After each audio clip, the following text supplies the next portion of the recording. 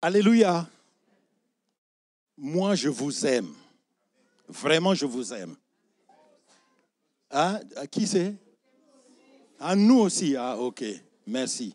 Donc, nous sommes là dans l'amour du Seigneur. C'est vrai? Eh bien, le Seigneur va nous reprocher un certain nombre de choses. Il va nous reprendre ce matin. Vous permettez que le Seigneur nous reprenne? Ce n'est que comme ça que nous nous développons dans le Seigneur, que nous développons notre chrétienté et que nous préparons l'eschatologie. Alléluia. Dieu viendra chercher une église saine, sans tache, sans ride. Nickel. OK. C'est celle-là. Et pour cela, de temps en temps, il nous fouette un peu. De temps en temps, il nous reprend. De temps en temps, il nous exhorte. C'est ça. Que Dieu soit béni. Alors, nous, il y avait un PowerPoint. Que nous apprennent Caïn et Abel.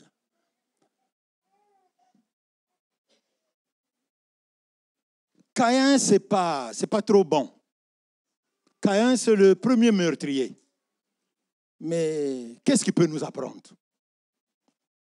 Mais le Seigneur dit oui, même s'il est mauvais, même si c'est le premier meurtrier, mais il va nous apprendre quelque chose ce matin. Il n'y a pas qu'Abel. C'est pour cela qu'on a donné le nom d'Abel à Abel, le pasteur Abel. Mais rassurez-vous, il est là, il n'est pas mort. Il est bien vivant. Nous allons lire très rapidement, donc, à partir du premier verset de Genèse 4. L'homme s'unit à Ève, c'est-à-dire Adam, sa femme. Elle devient enceinte et donna naissance à Caïn. Elle dit, je vous rappelle ceux qui ont des enfants, il y a normalement le culte des enfants qui est là-haut, et puis pour les tout petits mouflés, là, il y a la garderie aussi qui est là.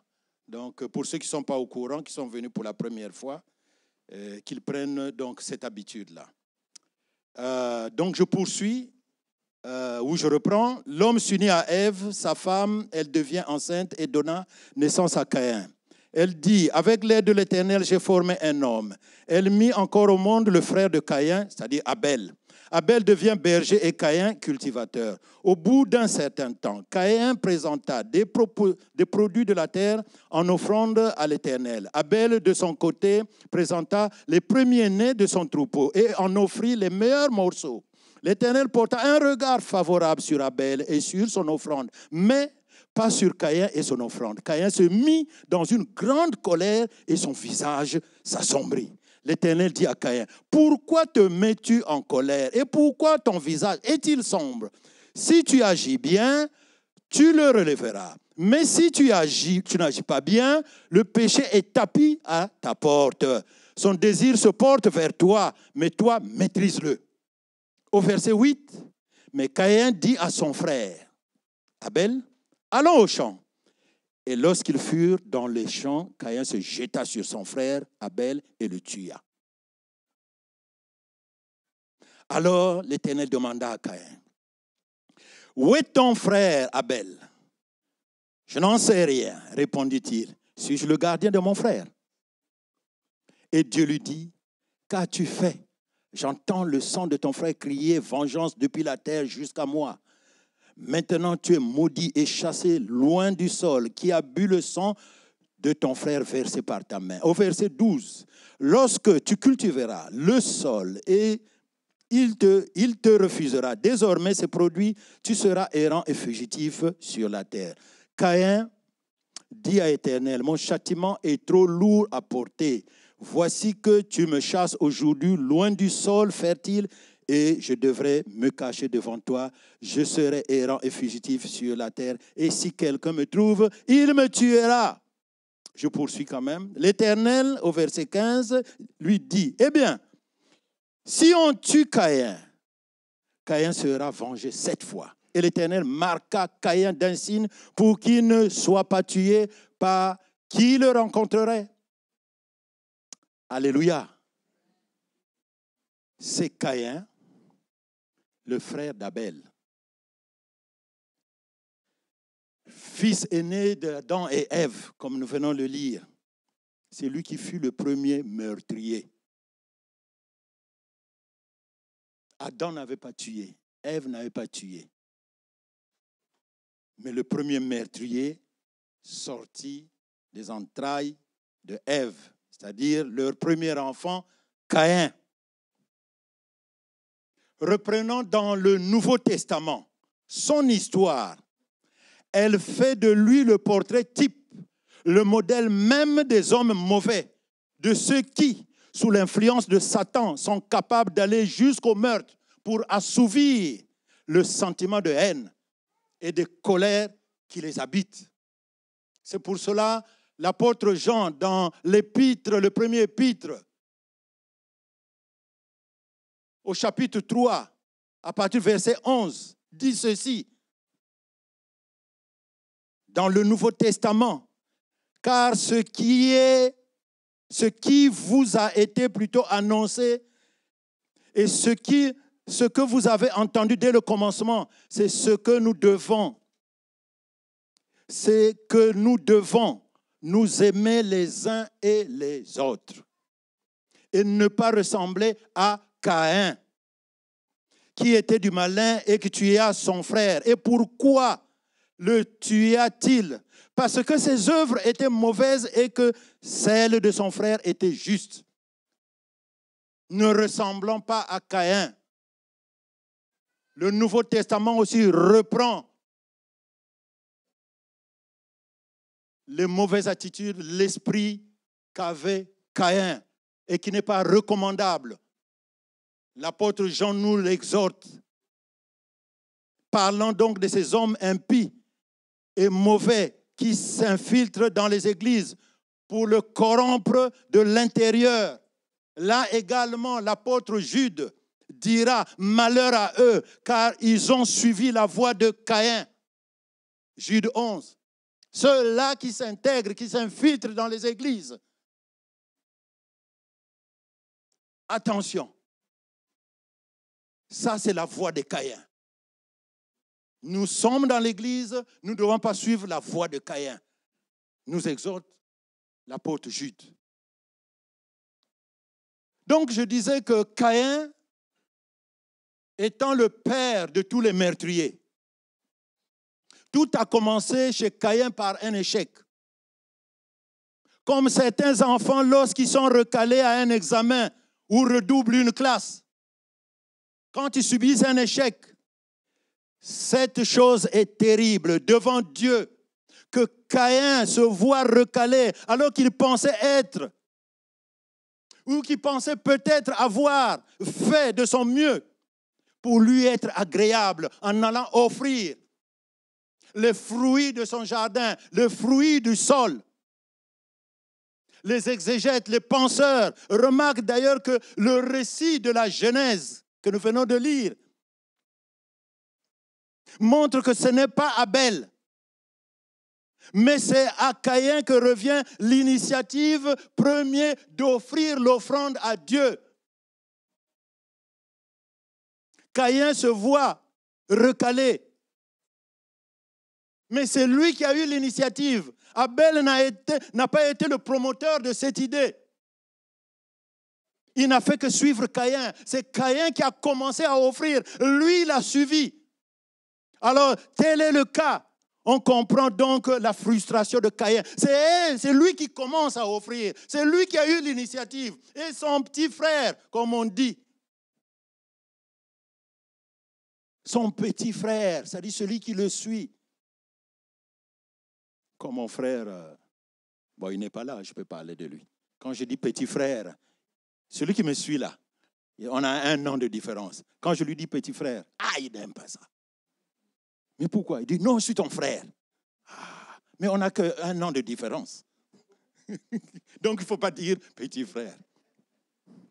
Je fais la parenthèse. Alors, son petit frère, il ne supporte pas que cette idée que son petit frère qui vient en 2e position offre. Et le Seigneur va l'exaucer. Aimer cette offrande. Et lui, l'aîné, on rejette son offrande. Il était frustré. Mais Dieu, cependant, n'est pas dupe de ce qui se passe. La Bible nous montre que si Dieu n'a pas reçu l'offrande de Caïn et agréé celle d'Abel, ce n'est pas par favoritisme, mais bel et bien à cause des dispositions dans lesquelles ils ont été offertes. Dieu regarde au cœur. Pourquoi? Pourquoi? C'est quoi? Pourquoi tu m'offres ça? Hébreu nous dit, c'est par la foi qu'Abel offrit à Dieu un sacrifice plus excellent que celui de Caïn. C'est par elle qu'il fut déclaré juste, Dieu approuvant ses offrandes. C'est par la foi. Dieu regarde quand nous donnons les offrandes, c'est par la foi et non par suivisme. Ça ne l'intéresse pas. La motivation. Il faut être guidé par des bonnes motivations, pas par des mauvaises motivations. Vous pouvez faire tous les deux le même geste avec ton frère ou ta sœur, ou monsieur et madame. Mais si un de vous deux le fait avec une mauvaise motivation, Dieu ne va pas l'accepter. Et tu n'as pas à te plaindre. Tu sais les motivations qui t'ont amené à accomplir le même acte vis-à-vis de Dieu ou vis-à-vis de ton frère, tel que dit la parole de Dieu. Mais Dieu ne regarde pas l'acte en tant que tel, mais c'est le comment, la motivation, comment tu l'as fait. Qu'est-ce qui t'a conduit? Est-ce que tu l'as fait avec la foi? C'est par la foi qu'Abel a offert à Dieu un sacrifice plus excellent que celui de Caïn. Certains pensent que l'offrande d'Abel se rapproche de la prescription qui est dans le Lévitique 3. Nous lirons chez nous Lévitique 3, à partir du verset 12. Dieu avait besoin d'un sacrifice qui implique l'échange d'une vie avec une autre, afin que plus tard, qu'il puisse pardonner les péchés. Marcher dans la charité, à l'exemple de Christ qui nous a menés et qui s'est livré lui-même à Dieu pour nous comme une offrande et un sacrifice de bonne odeur. Certains pensent que lorsque Abel va offrir ce sacrifice animal-là, ce sacrifice précède Jésus-Christ. C'est la préfiguration de Jésus-Christ. Par contre, d'autres pensent que Caïn a volontairement offert ce qui lui plaisait plutôt que ce qui plaisait à Dieu. On n'offre pas à Dieu seulement ce qui nous plaît.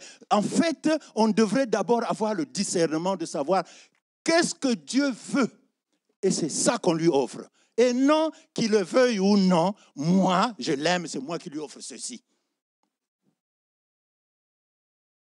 Ayons le discernement.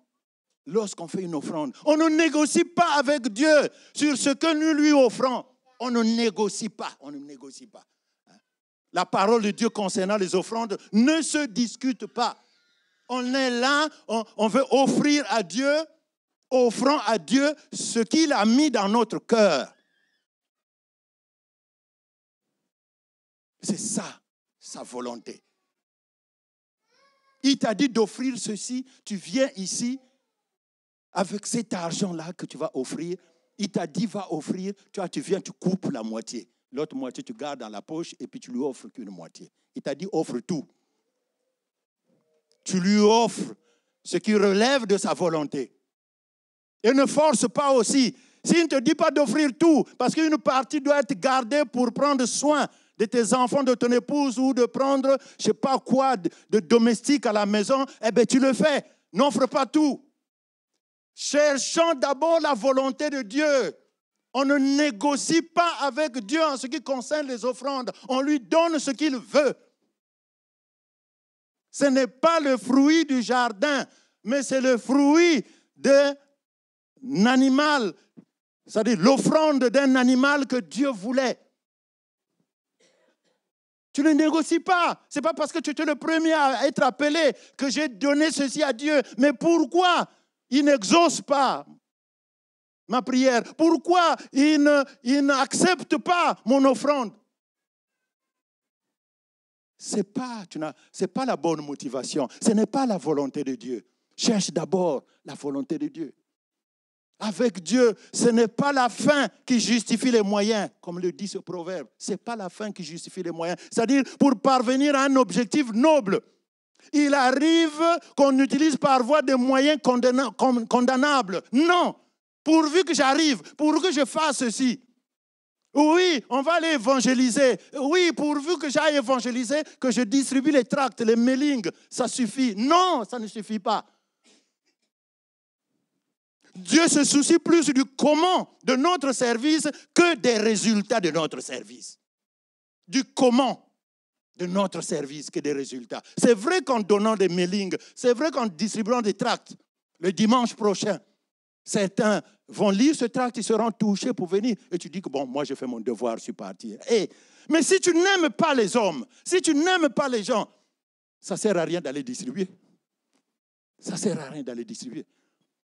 Dieu veut savoir le comment. Est-ce que tu aimes ce que tu es en train de faire? Est-ce que tu le fais en obéissant, en étant soumis à sa parole, librement, par amour? Et oui, et là, les résultats, Dieu va les apprécier. Il ne suffit pas de dire la fin justifie les moyens. N'importe comment, je m'en fous, je fais. L'essentiel, c'est que ça aboutisse. Non. Il faut savoir, il faut être amour, il faut savoir comment Dieu s'intéresse au service que tu es en train de faire. Est-ce que tu plais bien à Dieu? Est-ce que c'est ce qu'il recherche? Le résultat viendra après. De toute façon, ce n'est pas toi aussi qui va faire obtenir les résultats, c'est lui-même. Tu as beau te casser la tête, si Dieu a dit non, ils ne viendront pas dans ton église, il ne viendra pas aussi. Il est souverain, il est libre. Alléluia. Mais voilà la motivation qui t'amène. Parce que lui, il a dit, vous semez, c'est lui qui arrose et c'est lui qui fait croître. Donc, tu peux aller semer d'une manière désordonnée, sans bonne motivation, sans amour. Eh bien, il n'arrosera pas, il ne fera pas croître aussi. En outre, si l'offrande de Caïn n'est pas perçue, cela ne signifie pas de la part de Dieu que Caïn, en tant que personne, est rejeté. Caïn n'a pas été rejeté. Dieu invite plutôt Caïn à revenir sur sa vexation pour revoir sa copie, analyser les causes de son échec. Il lui dit de revoir, fais la rétrospective, vois ce qui n'a pas marché, regarde ta copie, corrige, change ce qui doit l'être. Et tu reviens à lui. Il le dit dans le verset 6. Pourquoi te mets-tu en colère et pourquoi ton visage est-il sombre? Si tu agis bien, tu le releveras. Mais si tu n'agis pas bien, le péché est tapis à ta porte. Son désir se porte vers toi, mais toi, maîtrise-le. Maîtrise-le. Revois ta copie.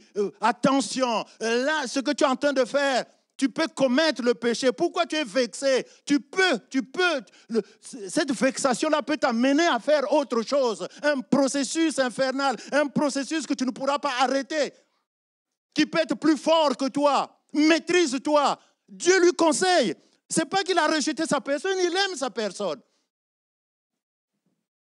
Mais c'est l'offrande juste qu'il a rejetée. Il a repris. Il a bien le droit de lui reprendre. Parce qu'il veut qu'il s'améliore. Dieu veut que nous nous améliorons. C'est pourquoi il nous reprend. Sinon, à partir de là, le péché va traîner encore. Vous savez, la boule de neige, elle est petite comme ça. Dès que vous la lancez, plus elle roule, plus elle devient grosse. Elle prend encore de la neige. Elle prend encore et puis ça devient gros. 2 Timothée 3,16. Toute écriture est inspirée de Dieu et utile pour enseigner, pour convaincre, pour corriger, pour instruire dans la justice, afin que l'homme de Dieu soit accompli et propre à toute bonne œuvre. Tout ce qui est dit là dans l'Écriture, même si on parle de Caïn, mais c'est pour que nous soyons instruits. Si on a les héros de la foi comme modèle à imiter dans la Bible, cette même Bible nous dit à propos des hommes qui sont des mauvais exemples, tels que Caïn. est aussi instructif. Ces exemples-là, ces exemples de gens mauvais, ces exemples mauvais-là de gens comme Caïn, nous instruisent aussi. Toute écriture est enseignée pour convaincre et pour instruire, afin que la bonne œuvre s'accomplisse en nous. Car par leurs exemples, leurs attitudes, ils nous montrent les chemins à ne pas suivre. Par l'exemple de Caïn, Dieu est en train de nous montrer l'exemple à ne pas suivre. Ce n'est pas la peine d'écrire, ma sœur. Il y en a plein là-bas à la sortie, tu prendras.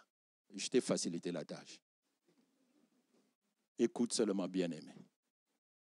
Je t'aime dans le Seigneur. Alléluia. Je sais pourquoi j'ai dit ça. Tout à l'heure, je vais revenir, pas seulement pour toi, mais pour tout l'ensemble de cette remarque-là que je suis en train de te faire. Alors, donc, cet engrenage infernal, si on n'arrête pas, si on ne se maîtrise pas, le tapis est devant notre porte, le péché est devant notre porte. Il fait tapis à notre porte. Il est là, le péché est là, quand on est vexé. Si on ne fait pas attention, ça peut aller loin. Donc, ce premier palier, c'est la vexation. Elle est due ici à une chose. Au fait que, contrairement à ce qu'il espérait, lui, Caïn, Dieu n'a pas approuvé sa démarche. La démarche qu'il a faite envers Dieu, le fait de lui offrir le fruit de sa culture, de son sol, alors qu'il pensait que l'offrande à Dieu passerait comme une lettre à la poste, il passerait comme un bonjour, que Dieu va exaucer. Il était si sûr. Les choses ne se sont pas déroulées comme il l'espérait. Son amour propre est blessé. Il est blessé dans son amour propre. La question que nous amène à poser Caïn ce matin est la suivante. Bien-aimés, comment réagissons-nous lorsque les autres, nos proches, ou même Dieu, ne font pas pour nous ce que nous aurions souhaité qu'ils fassent? Comment nous réagissons? Je m'adresse à toi. Moi, déjà, Dieu s'est adressé à moi déjà. Ce matin, Dieu veut s'adresser à toi. La source de toutes nos vexations n'a qu'une seule cause, c'est l'amour propre. La source de toutes nos vexations, c'est l'amour propre. Caïn était vexé. Caïn était frustré parce que Dieu n'avait pas exaucé. C'est l'amour propre.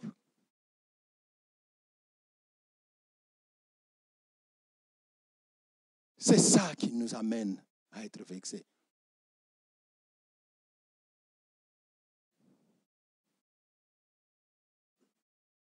On ne se prend pas pour n'importe qui. Pourquoi on me fait des remarques? J'en viens à ce que j'étais en train de dire. Il y en a qui n'aiment pas qu'on leur fasse des remarques. Dieu a fait une remarque à Caïn. Caïn ne l'a pas accepté. Son amour propre était blessé. Qui accepte les remarques ici? Qui accepte les remarques? Qui n'a jamais dit que de qui il se prend celui là-bas? Je n'aime pas ça. Je ne suis pas n'importe qui. Même si tu ne le dis pas, tu le penses. Moi, je l'ai déjà fait. Moi, je l'ai déjà pensé. Et ce matin, Dieu veut s'adresser à moi. Il veut s'adresser à toi. Pour que tu ne sois pas le Caïn repris par l'apôtre Jean, le Caïn repris par l'apôtre Jude. Ce matin, Dieu va te donner un modèle. Mais ce n'est pas celui-là. On n'aime pas les remarques. On n'aime pas. Surtout certains jeunes. Surtout quand ils commencent à grandir, sont en fleur de l'âge, ils commencent à se dire que je suis devenu un homme. Aïe, il ne faut pas le toucher.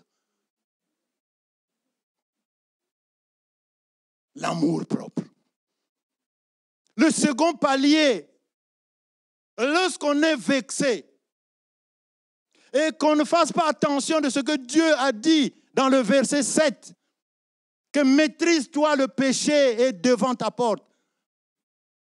C'est le repli en soi-même. Caïn s'est replié. Vexé, Caïn fait la même chose que les vaches et les moutons. Il rumine. Il broute l'herbe, il broute l'herbe, il broute l'herbe. Pour ceux qui ont grandi à la campagne, ou qui n'ont pas grandi à la campagne, qu'on leur a appris à l'école. Et c'est vrai, moi j'ai déjà vu. Il broute l'herbe, le cabri ou le mouton. Après, il va se reposer. Et après, tu le vois encore en train de mâcher. Mais ça fait longtemps qu'il avait brouté l'herbe.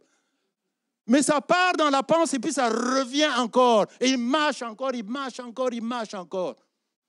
Il ressasse dans son esprit les pensées mauvaises qui le traversent et qui sont dues à sa colère. Il ressasse. On t'a fait une remarque, tu ressasses. Ah, le frère, ça va? Eh oui, ça va.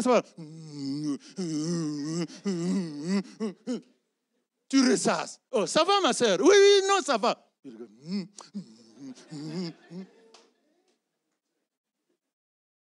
On ressasse. Mais c'est ça la sorcellerie. C'est ça. C'est pas seulement les totems, les statuettes, ceci, on jette la cola et tout, ou bien, je sais pas, on met des épines et tout. Il n'y a pas que ça. Les mauvaises pensées là que tu ressasses, mais c'est la sorcellerie. C'est pas ce que Dieu te recommande. Tu fais le jeu du malin. Il rumine les mauvaises pensées. Martin Luther King dit quoi? La haine ne peut pas chasser la haine. Seul l'amour le peut. La vexation ne doit pas amener à nous replier sur nous-mêmes pour nous plonger dans des pensées de plus en plus noires, des pensées de plus en plus sordides, des pensées de plus en plus sorcières. Non, mais plutôt nous interroger sur ces raisons. Pourquoi es-tu irrité? Pourquoi ton visage s'est-il abattu? Pourquoi ton visage s'assombrit-il? Dit l'Éternel à Caïn. Cela ne se justifie pas, car au verset 7, Dieu conseille. Si tu agis bien, si tu le relèves, si tu agis bien, tu le releveras plus tôt. Mais si tu n'agis pas bien, le péché est tapis à ta porte. Son désir se porte vers toi, mais toi, maîtrise-le. Domine sur lui. Domine sur le péché. Ne laisse pas le péché t'entamer. Le palier de la vexation est le palier où doit s'arrêter l'apitoiement qu'on a de soi-même. On doit s'arrêter de s'apitoyer de soi-même. C'est peut-être ici, en tant que frère ou en tant que sœur, que nous devons avoir le courage d'aller voir notre frère blessé ou notre sœur blessée pour parler avec lui. De peur que le mal ne progresse et que la situation ne dégénère. Avant que tu ailles prendre la Sainte Sainte, avant que tu ailles déposer ton offrande, eh bien oui, laisse d'abord, c'est maintenant là, et aie le courage d'aller voir ta sœur ou ton frère qui est vexé. Tu as été l'occasion de chute de ce frère ou de cette sœur-là. Prends le courage d'aller le voir. On ne le fait pas. Si tu ne le fais pas plus tôt, nous devons savoir que la vexation conduira inévitablement à la colère. Il faut arrêter cette hémorragie. Il faut arrêter ce processus qui se déclenche. C'est ton bien-aimé. Puisque vous faites partie du même corps, le corps du Christ. Et souffre, toi aussi tu dois souffrir. Et tu sais ce qu'il a fait souffrir. Va demander pardon. Or, si tu ne demandes pas pardon, c'est la colère. Or, la colère, nous dit la Bible, est la porte ouverte à l'âme du diable. Ou à l'âme au diable. Éphésiens 4, 26. Si vous vous mettez en colère, ne péchez point, que le soleil ne se couche pas sur votre colère. Et Proverbe ajoute, pour celui-là qui est en colère, l'homme là, qui n'est plus maître de lui-même. Il n'est plus maître de lui-même. Ma mère disait même que la colère, c'est une seconde folie.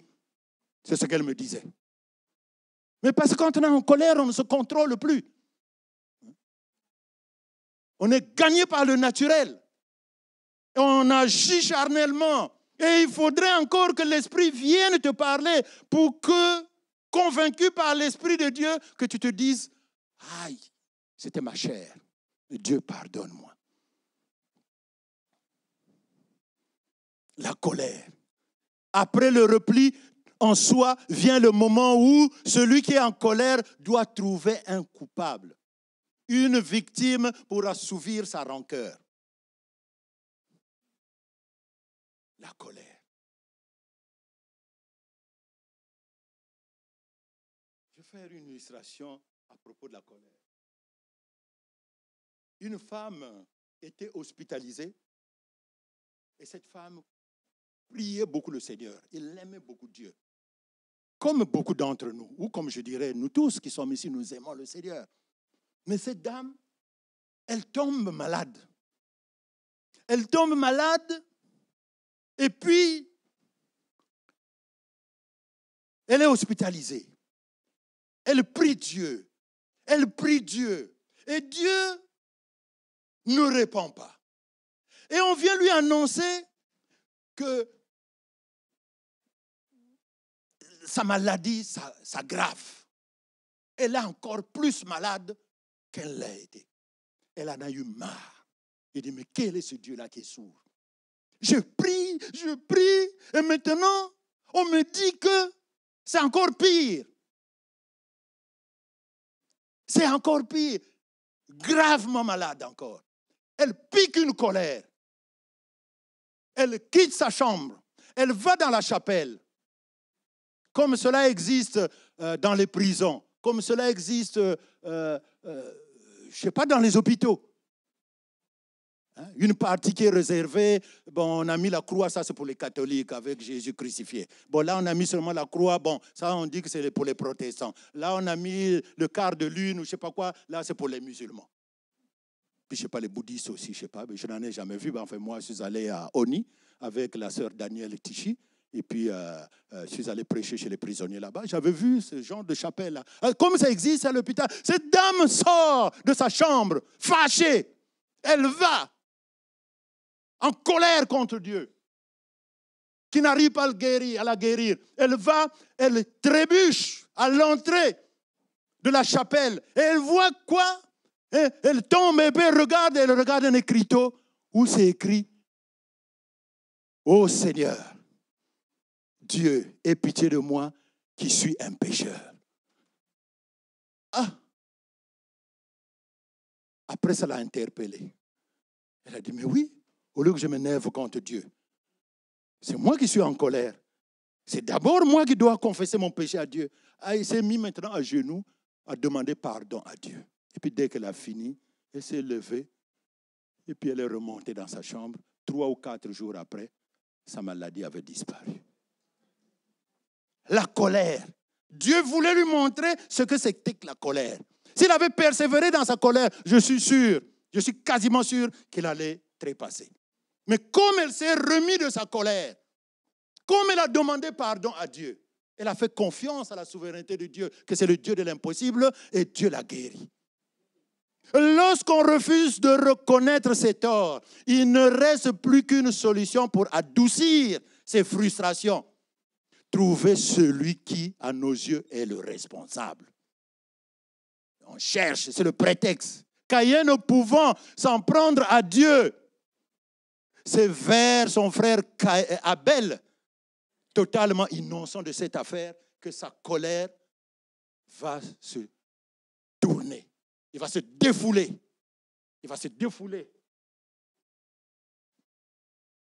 La réaction de Caïn met en valeur un principe qui est dans la Bible, selon lequel le péché, quel qu'il soit, exige toujours un coupable ou un responsable. Ce n'est jamais nous, c'est toujours la faute des autres et souvent de nos proches. Ce n'est jamais moi. Pasteur, ce n'est pas moi. Attends, viens, je vais te dire quelque chose. Ce n'est pas moi. C'est elle. Mais elle était là, non? Pourquoi tu ne lui as pas dit devant le pasteur que c'est toi? Mais dès que tu tournes le dos, c'est jamais nous. Nous, on n'a jamais. Nous, on est bons. Et vous n'êtes pas bons. C'est toujours moi qui suis bon. Les autres sont mauvais. On cherche toujours le prétexte. C'est toujours l'autre qui est mauvais. Ce n'est pas moi, c'est ma femme. Ce n'est pas moi, c'est mon mari. Non, c'est ma soeur. Papa, ce n'est pas moi, c'est ma soeur. C'est lui qui a fait les bêtises. Ah bon? Pour aller vite,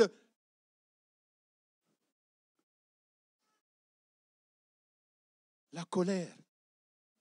Après, ça nous amène où? Ça nous amène au crime. Le crime d'un homme vexé par sa belle-mère et encouragé par son beau-père. Eh oui, c'est une histoire vraie. En effet, une belle-mère décide de savoir si 3 de ses gendres l'aiment ou l'apprécient tout au moins.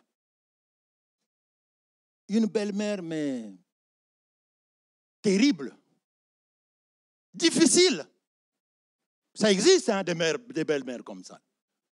Au point même que son mari le fatigue, se fatigue d'elle. Alors, elle dit à son premier gendre, « Ah, viens mon chéri, on va aller se promener au bord du lac et tout. » Donc, il fait ses tests. Et puis, elle fait exprès, tac, au bord du lac, puis il culbute et puis elle tombe dans l'eau. Profond.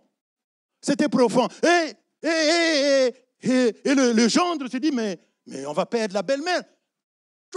Plonge là, la brasse. Elle prend. La belle-mère la sauve. Il dit, ah, mais heureusement que tu étais là.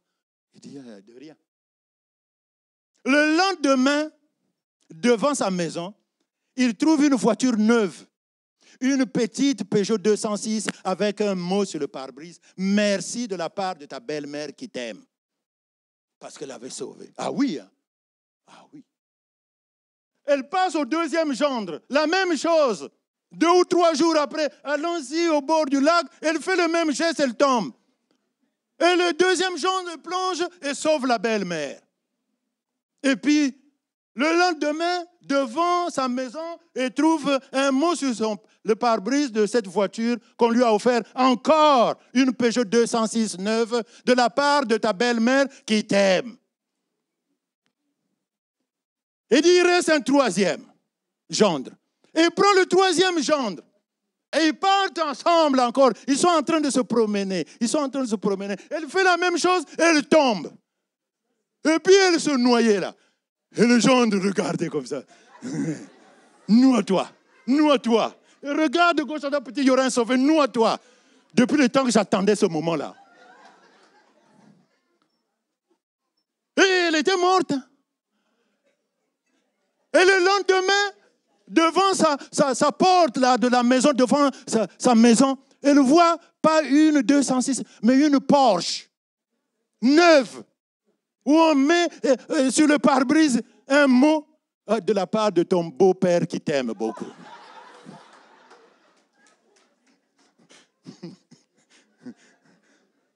Complices tous les deux avec le beau-père, sans qu'ils s'entendent. Tellement, elle était irascible, elle était terrible cette dame, que le mari même souhaitait sa mort. Voilà le crime. Là où, quand on est vexé, ce beau frère, ce beau fils plutôt qui était vexé, ce gendre, ce mari qui était tout le temps vexé. Le péché le guettait là. Ils n'ont pas pu repli en soi et ensuite colère. Dès qu'ils ont trouvé une occasion, ils l'ont tué. C'est le crime de Caïn qui va arriver. Oui. C'est à quoi va aboutir une simple vexation pour un échec, un refus. Et il va se vexer et il va chercher un bouc émissaire. C'est Caïn, son frère, c'est Abel, son frère, et il va le tuer, son frère. Les psychologues disent quoi? Que nous devons reconnaître que le vrai tyran de l'homme, c'est l'homme lui-même. son propre moi, sa susceptibilité, son amour propre. C'est complexe. Et les théologiens parlent de son cœur mauvais, son orgueil et sa nature pécheresse, enclin au mal, toujours à faire du mal.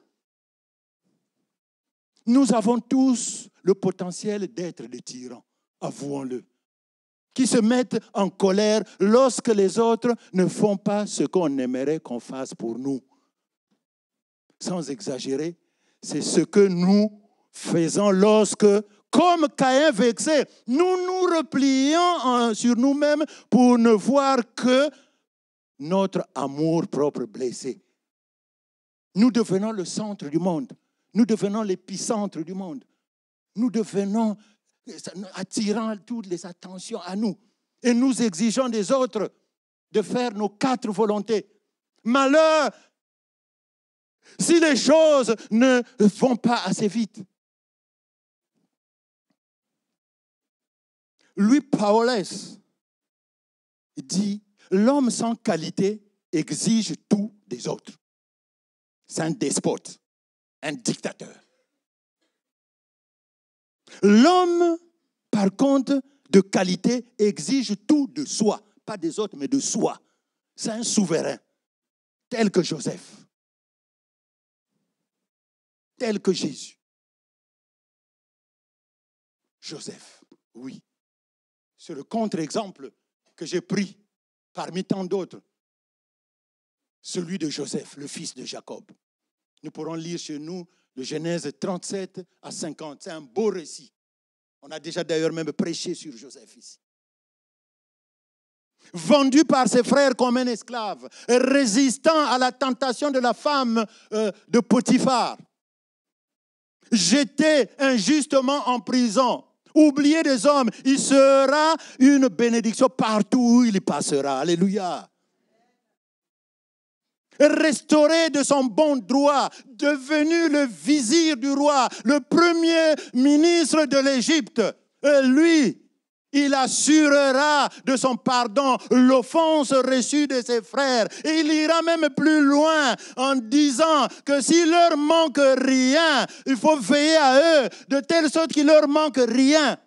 Ces frères qui l'ont vendu chez les Madianites, les frères qui avaient cru que leur avant-dernier frère, Joseph, oui, était mort. Ils se rendent compte qu'en Égypte, où ils l'ont trouvé par hasard, il est devenu un grand chef, c'est le vizir du roi. Et ses frères tremblaient, et que lui qui se venge, il n'a pas voulu se venger. Il a dit, oui, je vous pardonne. Oui, s'il vous manque des choses, il dit à ses collaborateurs, prenez soin d'eux. Joseph, comme à l'exemple de Jésus, dont la destinée sur terre s'est passée, comme nous le savons, mal reçu des hommes, injustement condamné à la croix pour être le sauveur de l'humanité. Il est ressuscité et élevé au rang suprême. Et il est assis à la droite du Père et il intercède pour nous. Et un jour, il viendra nous rechercher. Joseph, à l'exemple de Jésus, à aucun moment de son parcours n'empruntera la voie de Caïn. Rien de tout ça. Joseph a su vivre l'échec en Dieu. Il est passé outre et a réussi par rapport à Caïn qui s'est attaché ou qui s'est attardé sur son échec. Il n'a pas surmonté l'obstacle et il a été détruit. Surmontant l'obstacle, dominant sur nos échecs. Prenons l'exemple de Joseph. Prenons l'exemple de Jésus. Ayons la maîtrise de soi. Arrêtons le péché de la vexation. Alors pour conclure, il y a 3 leçons que je vais tirer. La principale que l'histoire de Caïn nous enseigne, c'est de savoir que les moments de vérité de notre histoire sont plus les moments où nous sommes confrontés au non. Ah oui, c'est des moments critiques. Ou des moments où on nous reprend, où on nous fait des remarques, où on nous désapprouve. Ce sont ces moments-là que des moments où on nous dit oui, oui, oui, oui, oui. On te dit oui, oui, oui, oui. Même quand tu es en faute, oui, oui. Ça va faire de toi un surhomme après. Il n'y a jamais non. Il y a certains despotes, certains dictateurs. La nature nous l'a montré. Les Staline, les je ne sais pas quoi, les Hitler. Et c'est un chef d'État africain. Hein. Moi, je suis africain aussi. Hein. Je le dis. On ne leur dit jamais non. Toujours oui, oui, chef, oui, oui, on vient essuyer, oui, oui. Mais après, il se prend pour un super-homme, un super-héros. Et certains d'entre nous aussi, ils n'aiment pas qu'on leur dise non. On n'aime pas qu'on nous fasse de remarques. On dit toujours oui, oui, oui. Si tu dis non, si tu le désapprouves, si tu nous fais des remarques, aïe, tu as des problèmes. C'est dans ces moments que se décide la façon avec laquelle va se poursuivre notre vie. Le moment où, de fois, on ne nous apprécie pas. C'est pour que nous tirons des leçons. Pour que nous nous améliorons. La seconde leçon est qu'une blessure dans notre personnalité qui n'a pas été bien soignée comme elle aurait dû être par la grâce guérissante de Dieu va s'infecter. Et va s'infecter davantage. Une plaie qui n'est pas bien soignée peut s'infecter. Un théologien africain disait quoi? Si l'on ne traite pas la jalousie, et c'est une blessure la jalousie, ça peut être une blessure, elle conduit à la haine. Et lorsque la haine est nourrie, elle nous pousse à faire du mal à ceux que nous haïssons. Si le maître est envisagé, il est toujours accompagné d'un complot. Comme ce troisième gendre avec son beau-père.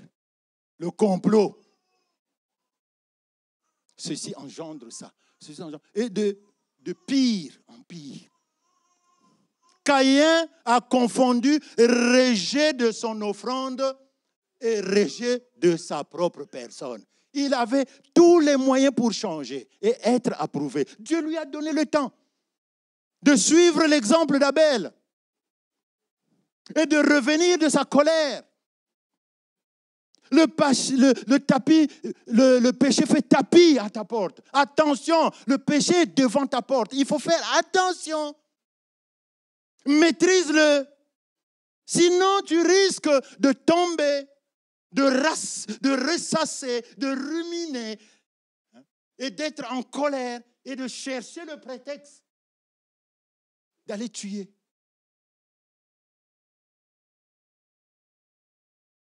La troisième leçon et la dernière, après avoir entendu le châtiment du Seigneur, Caïn, tu seras errant et vagabond sur la terre. C'est ce que Dieu lui dit. Caïn implorant la miséricorde de Dieu. Mon châtiment est trop grand pour être supporté. Et quiconque me trouvera me tuera. Ô Seigneur, aie pitié de moi. Et le Seigneur dit que cela ne t'arrivera pas. Celui qui va te tuer sera vengé 7 fois. Personne ne doit te tuer. C'est à Dieu de punir et à personne d'autre. Tu as compris, ma soeur, tu as compris, mon frère. Moi, j'ai compris cette leçon. Ce n'est pas à moi de punir, mais c'est à Dieu. C'est à lui. Et Deutéronome dit quoi?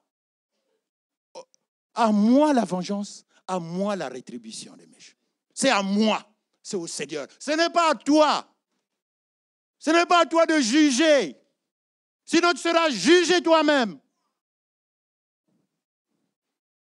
Ben, je n'ai pas dit que les conducteurs, les pasteurs, par rapport à la parole de Dieu, ne doivent pas punir. Mais la parole de Dieu dit ça. Nous sommes des conducteurs. Ben, on te met sous discipline.